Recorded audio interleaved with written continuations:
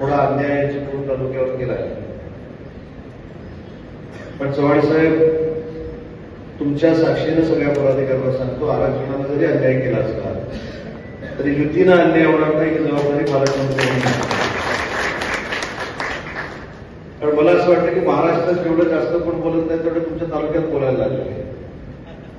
आम्ही स्वबळावर लढणार आहोत, आम्ही जिंकलोच आहोत, आमच्याकडे ही संस्था आहे, आमच्याकडे ती संस्था आहे, आम्ही 33,000 शेतकऱ्यांपर्यंत पोहोचलेलो आहोत.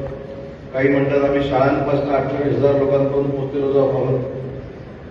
माझी आपल्याला विनंती आहे की आपल्याला महायुतीनंच निवडणूक लढवायची आहे. पण कोणाला कुमकुमी असेलच तर आपला धनुष्यबाण कसा चालतो हे देखील दाखवण्याची जबाबदारी तुमची. कारण विधानसभेच्या निवडणुकीला शिवसैनिकांनी जर प्रामाणिकपणानं काम केलं नसतं तर काय परिस्थिती झाली असती.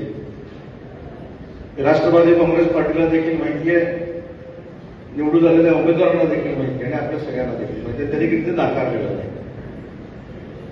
काही लोक आपल्या पक्षामध्ये प्रवेश करणार होते. 15 दिवसापूर्वी एकनाथ शिंदे साहेब त्यांना चांगले होते, पण काही मंडळींनी सांगितले की चौकशी लागेल म्हणून काही दुसऱ्या पक्षामध्ये गेले. त्या चौकशी लागलेली थांबवण्यासाठी दुसऱ्या पक्षामध्ये गेली. मला माहिती आहे, तुला जास्त माहिती आहे. पण ठीक आहे, तुमचं काय वैयक्तिक राजकारण आहे याच्याशी आमचं काही घेणं देणार नाही. परंतु शिवसेनेला डिवचण्याचा प्रयत्न जर कोण करत असेल तर शिवसेना काय सांगण्याची जबाबदारी तुमची आणि माझी आहे. त्याच्यामुळे ठीक आहे, नगरपालिका नगरपंचायतीच्या निवडणुका आहेत, त्याच्यानंतर जिल्हा परिषद पंचायत समितीच्या निवडणुका आहेत, त्याच्यानंतर महानगरपालिकेच्या निवडणुका आहेत. शेवटी ज्यावेळी राज्याचे मुख्यमंत्री देवेंद्रजी सांगतात की आम्हाला सगळ्यांना एकोप्यानं काम करायचं आहे, आपण महायुती म्हणून सगळ्यांनी सामोरं गेलं पाहिजे. माननीय एकनाथ शिंदे साहेब देखील आपले मुख्य नेते सांगतात की महायुतीला आपल्याला सामोरं गेलं पाहिजे. परवाचं तर जाहीर भाषणामध्ये साहेबांनी सांगितलं की आपल्याला महायुतीचाच भगवा फडकवायचा आहे. अजितदादा देखील सांगतात की आपल्याला महायुतीचा भगवा फडकवायचा आहे. पण नेते मंडळी जर सांगत असताना कालची काही मिळावं जर अशा पद्धतीनं युती होऊ नये म्हणून प्रयत्न करत असतील तर माझी शिवसेनेच्या सगळ्या पदाधिकाऱ्यांना विनंती आहे की त्याच आक्रमकपणानं शिवसेना काय हे दाखवून देण्याची जबाबदारी तुम्ही सगळ्यांनी मिळून स्वीकारली पाहिजे. कारण या जिल्ह्यामध्ये अशी परिस्थिती नाहीये की आपण आपल्या कुणाच्या कुबड्या घेऊन पुढे गेलं पाहिजे. आज काही मंडळींना आपण मान देतो, आपण सन्मान देतो. देवेंद्रजी जसं एकनाथ शिंदे साहेबांना सन्मान देतात तसं आपण भाजपाच्या सगळ्या मित्र पक्षाच्या लोकांना सन्मान देतो आणि तो सन्मान देणं ही आपल्या सगळ्यांची जबाबदारी आहे. कारण शेवटी आपल्या नेत्यांनी महायुतीचा निर्णय घेतलेला आहे. आणि म्हणून अनेक भाषणामध्ये मी सांगितले की राज्याचा उद्योग मंत्री म्हणून मी काम करतोय. महाराष्ट्राच्या पक्षाच्या समन्वय समितीमध्ये मी आहे. म्हणून आज मी रत्नागिरीमध्ये जर सांगून गेलो की युती करायची नाही किंवा युती करायची, याला काहीही किंमत नाही.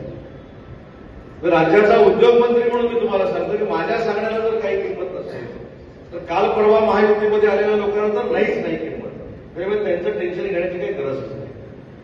नेते ठरवणार आहे. माननीय एकनाथ शिंदे साहेब, देवेंद्रजी आणि अजितदादा ठरवणार आहेत की काय करायचं आणि काय नाही. परंतु काही लोकांना आपल्या पक्षामध्ये मी किती प्रामाणिकपणानं सक्रिय झालोय ही दाखवण्याची फारच इच्छा झाली. त्याच्यामुळे त्यांचं राजकारण, त्यांच्या संस्था त्यांना लग्न होऊ देत. परंतु आपण प्रामाणिकपणानं धनुष्यबाणाचं काम करून धनुष्यबाणा घराघरापर्यंत पोहोचवला पाहिजे.